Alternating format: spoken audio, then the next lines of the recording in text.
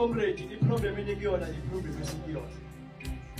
If umkhonto unga-image ngokhetho bafowethu kulimala thina sama-members omkhonto. And okubuhlungu umkhonto wey'ngane zethu akuwona owethu thina esibadala.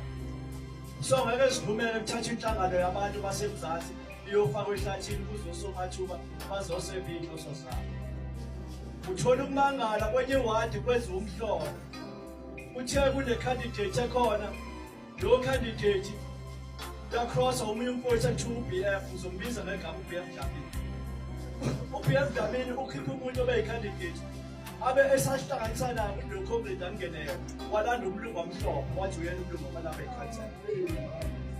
Bayemlanda lo mlungu lo ukuthi angabe yikhansela, lo mlungu lo kusho ukuthi usekhipha lo Comrade akade sikhuluma naye ukuthi angafakwa yena useyamkhipha lo Comrade ngoba umlungu sebeshaya idili nawo. Engagcini lapho u-BF uhambile futhi wayemlaze 89.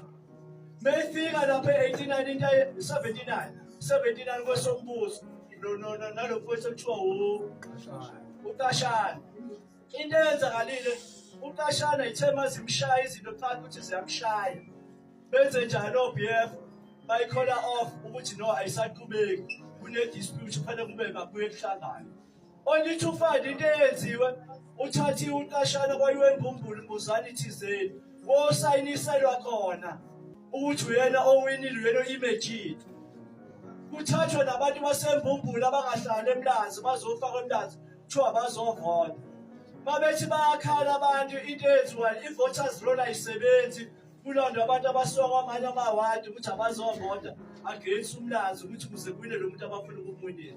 So my comrades sikhathele izinto ezenziwa i-leadership ekuthiwa i-deployile. I-leadership mayifika la yokhethisa khona ama-deployile afika ashintsha ama-guidelines athi awayikhuluma into yama-guidelines ukuthi lento yani ye-voters roll ayisebenzi akukhethwe. Ajike futhi ama-leaders into ayenzayo ebuhlungu kufika kuthiwa abantu abahlukane ngamavidiyo bahlukane abantu amavidiyo awu-5. Mase kujika bese mangabe sekuthiwa ake kubalweke abantu ukuthi ubani owinile kulabantu. Kuyothi makubalwa kulamavidiyo awu-5 kube khona oyedwa oshawayo. I-process isiqalile. Bese bethi koyedwa uya-withdraw, mayi-withdraw lo usehleliwe vele. Kuthiwa akathatha abantu bakhe abafake komunye ongathi uyawina. Lo besehluleka eqala ukuthi useyaphuma. Benze njani yena? Athathe abantu kade bewomunye umuntu aqhubeke nabo. Officially lo process unfair. Fanele bayisho ngakakhetha ukuthi wena osuyibona ukuthi awusaqhubeki ne-process. Sicela ngikhulume ninikeza abantu. Hayi masakubala mina ngithatha abantu bami ngoba nikeza omunye umuntu. Kukhombisana lokho khombisa ukuthi kunesandla esingasile. U-ANC ungenile ekhontweni namakhansela afuna ukungena laba kwethu. Singakhohlisana. Mase kukhona umasipala lo makhansela lawo ayohambisana ney'nqumo zika-ANC kodwa kumkhonto. Le emajuba bakhala bayayithulisa khona ama-drug dealer okuyiwona aseyi-structure. Umfaka kanjani umuntu oyi-drug dealer uthi akazoba yikhansela alinde abantu? Umthatha kanjani umuntu onecala le-rape uthi yena akabe yikhansela? Uzongena kanjani lo muntu awulinde umphakathi? Omunye usisi okuthiwa uyi-candidate ubonakale ebhacabula umama ngenduku. Masibuza kule wathi ukuthi yini eniyenzayo ukuthi umuntu omdala ongaka ngashaya umuntu omdala ngaka niyenzelani loo nto leyo? Kuthiwa hhayi i-candidate le sesiyikhulumile ungangeni nakho sithi ngeke singangeni. Siyingxenye yomkhonto. So bafowethu umkhonto ma-ground force udiphende kunini.